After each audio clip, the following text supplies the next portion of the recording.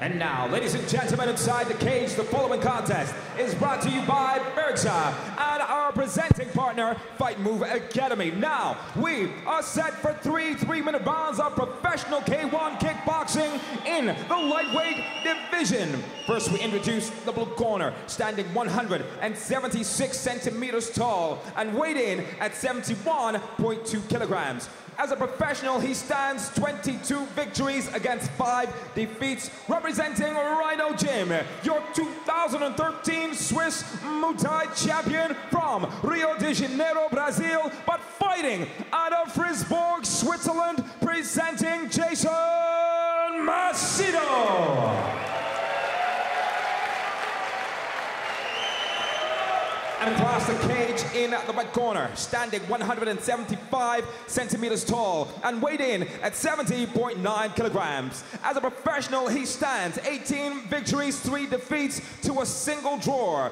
Fighting, representing Fight Move Academy, born Portugal, but fighting out of Neuchâtel, Switzerland, presenting Bruno Pinheiro. When the action begins, your referee in charge, Jérôme Bastille. Bruno Pinheiro qui a vraiment le soutien de toute la salle. Ah oui, ça c'est clair que le choix a été très vite entre le Brésilien de naissance et le Portugais de naissance, mais qui tous les deux évoluent pour des équipes suisses, des gym clubs suisses. Et comme d'habitude sur les compétitions de K1 ce soir, Jérôme Restelli est l'arbitre de ce mano à mano. Attention, Bruno Pinheiro, il a aussi de l'expérience, on a beaucoup parlé de son adversaire. Jason Pinheiro, il y a pas mal de victoires derrière lui.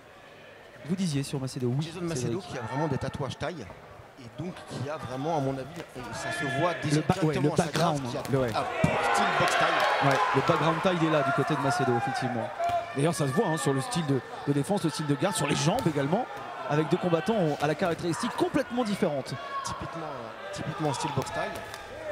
Alors parfois, c'est pas toujours un avantage en K1 parce qu'il faut aller assez vite. Il va être soutenu, Pinheiro, par son public. Alors si les choses se passent mal, ce sera un soutien supplémentaire. Et si ça se passe bien, ce sera une force, évidemment. Pinheiro qui essaie de renvoyer Macedo à ses études avec ce middle, ce front dans la foulée. 70 kg, c'est vraiment la catégorie reine en Muay Thai, donc pas en K1. C'est la plus haute catégorie. C'est l'équivalent. Quand on est en Thaïlande, les 70 kg, c'est les poids lourds. C'est les lourds. Il n'y a pas plus haut en fait. Alors on peut avoir des ceintures, mais ce n'est pas les ceintures, les vraies ceintures taille. 70 kg, c'est le plus gros poids. Il n'y a pas que dans le style qu'il est Muay Thai artiste, Macedo, dans les gestes bien sûr, mais dans la voix également. Parce que lorsqu'il envoie les coups, c'est vraiment typique aussi des combattants Muay Thai. Il y a comment dire, ces mots, ces onomatopées très francs. Voilà, vous le faites mieux que moi. Merci Cédric. On rappelle, les coups de genoux autorisés, et les saisies interdites au-delà de quelques secondes à peine. Macedo qui a une garde de gaucher. Ça c'est pas forcément Pinheiro qui est allé chercher Macedo. Macedo qui a été un petit peu déséquilibré par son geste valeureux, mais très dangereux. Là en revanche, Pinheiro est en train d'accélérer les choses maintenant. Pinheiro qui essaie, il y a des pas publics de faire la différence. Attention au balayage. Il a beaucoup de réflexes de boxe taille.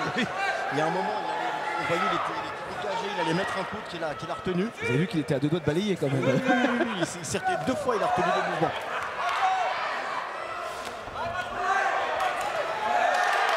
Attention à ne pas se faire contrer aussi, à force d'envoyer des fronts, parce qu'en face il y a de la longe. Il y a un bras avant qui peut faire la différence, mais Pinheiro qui fait le spectacle. Je vous le disais, attention, bras avant et bras arrière, les directs qui peuvent faire du mal aussi du côté de Macedo. Et 2 styles que l'on voit dans cette première reprise, mais vraiment complètement différents. Oui, on a quelqu'un qui a vraiment un style qui est plus typique de K1, donc qui se déplace un petit peu plus vite, qui enchaîne un petit peu plus vite.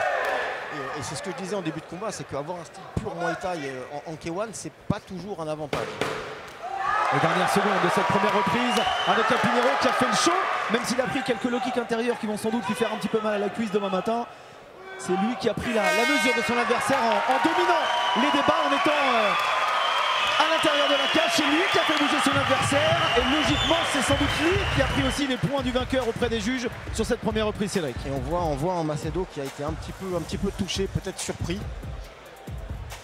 Ça se voit dans la manière dont il a été, quand il est rentré dans son coin, en fait, il était un petit peu décontenancé. Allez, vous savez quoi? On va profiter de l'ambiance des deux camps et on revient pour le coup d'envoi de la deuxième reprise.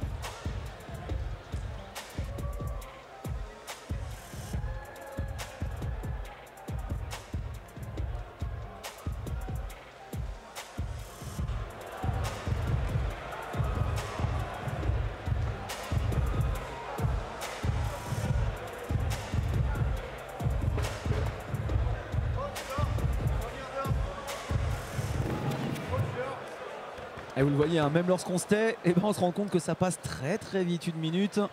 Il faut reprendre son souffle d'abord, il faut ensuite évidemment apprécier les conseils des corners.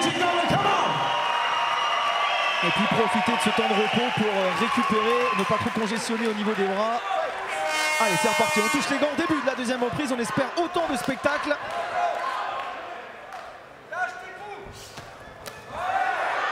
On a entendu un lâche-tes-coups du côté du clan Macedo. Le kick extérieur qui est passé, le contre. Juste derrière, envoyé par Bruno Pinheiro. Il arrive à faire mal avec sa boxe, hein, Pinheiro. Et Macedo qui se fait un petit peu vraiment ce qu'on appelle déborder. C'est-à-dire que il se prend les vagues d'attaque de Pinheiro et comme lui il est habitué en fait à vouloir, on voit qui veut saisir, qui veut rentrer avec les coudes et là ça ne lui est pas permis par les règles, il est un petit peu décontenancé. Oh. Et là on a entendu, ouais, ça a presque vibré jusque sur les tables des juges. Il était bien bas ce coup de pied. Et Pinheiro, pour éviter de se retrouver dans un fort rythme, a décidé de tout de suite repartir au combat. Et tant mieux à la limite, hein, ça évite de trop tergiverser même si on a mal. C'est un dur au mal, Bruno Pinheiro. Gros travail en tout cas de l'un et l'autre, hein, qui donne absolument tout dans cette catégorie des 70 kilos. Et encore une fois, hein, comme sur le premier combat de la soirée en K1, on voit des combattants qui refusent évidemment d'aller se coller à la cage parce que la différence elle est réelle avec les cordes habituelles en ring. On est dos au mur contre la cage. J'ai l'impression que Pinheiro essaye de préparer son bras arrière depuis tout à l'heure. Parce que quand on boxe contre quelqu'un qui a une garde de gaucher, on a vraiment une ouverture sur le côté droit, en fait, sur son côté droit. Et en fait, plusieurs fois, il a balancé son point, essayé d'armer son point. Ce qui est intéressant aussi chez Pinheiro, ce que l'on voit, c'est l'enchaînement des coups. Hein. C'est d'arriver à pouvoir enchaîner. Attention au contre quand même, avec le crochet gauche qui a touché. Faut faire attention parce que les boxeurs taille restent très dangereux sur un coup. Donc il ne faudrait pas qu'ils pêchent par excès de confiance. Et ça se voit d'ailleurs hein, dans le style des deux, avec un Pinheiro qui enchaîne les séquences, qui enchaîne les mouvements, et un Macedo qui répond effectivement sur un coup qui arrive parfois à toucher. Et à lui d'essayer dans ces conditions-là d'inquiéter son adversaire qui a d'ailleurs été touché sur le haut du nez, hein, Bruno Pinheiro.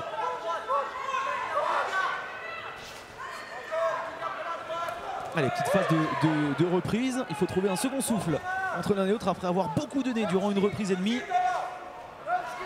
Ah, il est passé loin de la jambe de son adversaire Macedo.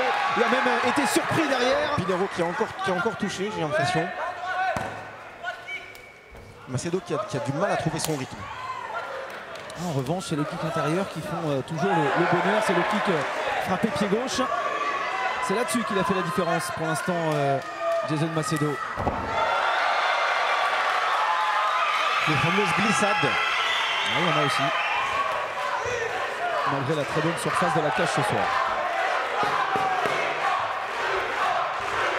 Et le Bruno qui descend. On a tout le public qu'on n'avait pas entendu depuis le début du gala qui commence à se réveiller et à encourager son combattant.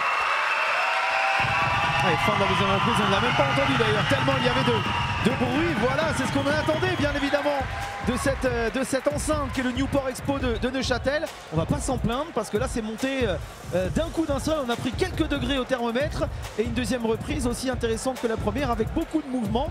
Et dans le style caractéristique des deux hommes, on voit que le spécialiste du Muay Thai a été un petit peu plus en difficulté malgré tout face à Pinheiro.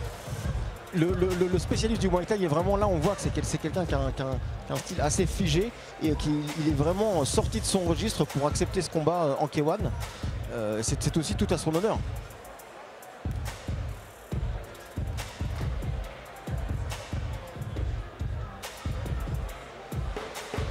Et à ceux qui se posaient la question de savoir si le K1 avait sa place aussi dans une cage, la réponse est oui, parce que le spectacle est différent, on l'a dit. Il y a plus au final de travail, un petit peu moins de saisie et de travail contre les cordes, mais c'est tout aussi intéressant. Et puis du coup on a une surface de combat qui est un petit peu plus grande, il me semble.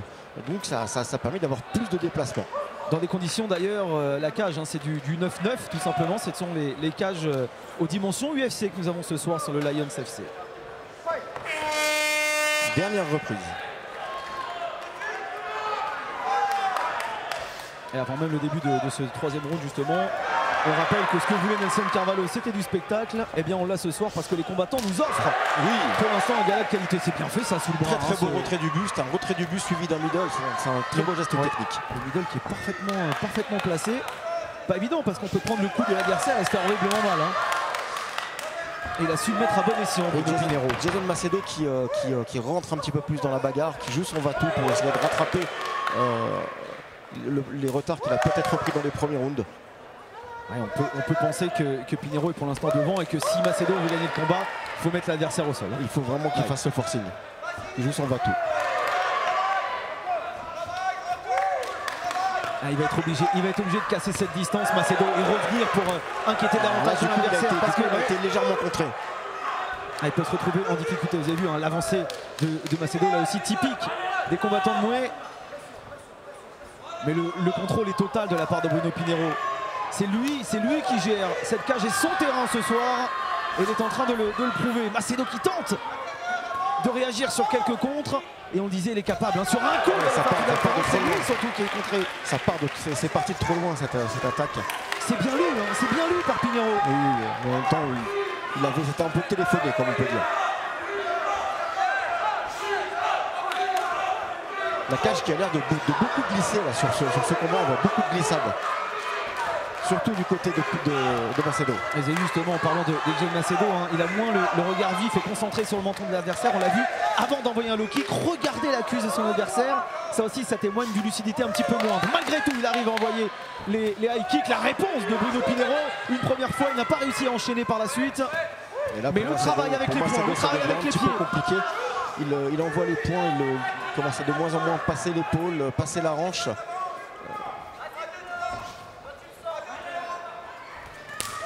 Oui. Middle au-dessus des hanches pour Bruno Pinheiro. Qui est en pleine confiance. Oh oui. Et puis autant qui reste prudent, qui ne se met pas à attaquer sur son adversaire de manière désordonnée.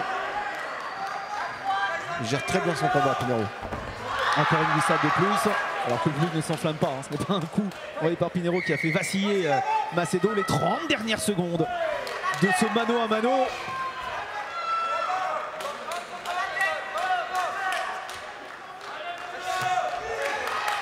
Joli middle, encore. Ah, il aura été extrêmement performant tout au long de son combat. Bruno Pinheiro qui essaie dans les derniers instants de faire la différence.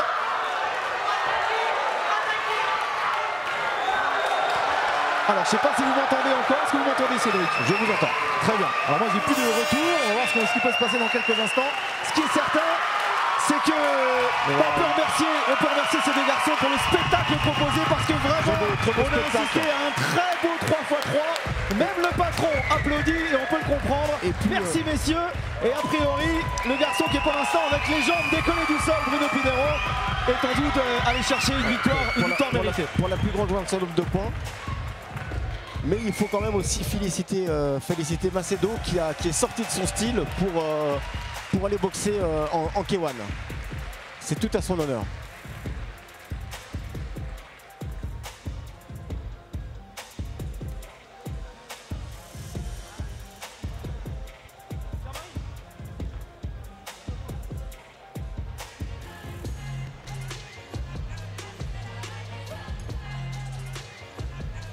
Allez, la décision, on y va avec notre MC de la soirée et on revient pour la suite de ce Lions FC numéro 7 avec le retour du MMA au programme. On voit Macedo qui a déjà les yeux, qui a l'air un petit peu déçu.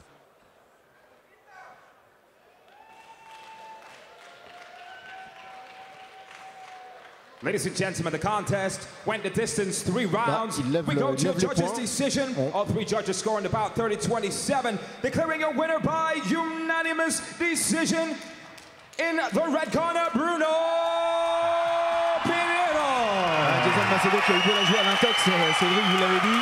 Le résultat est somme toute logique. La victoire du coin rouge, la victoire du sociétaire du Fight Move Academy. La défaite pour Jason Macedo. Mais vraiment, on parlait de remerciements à ces 2 combattants. On a eu un très beau spectacle.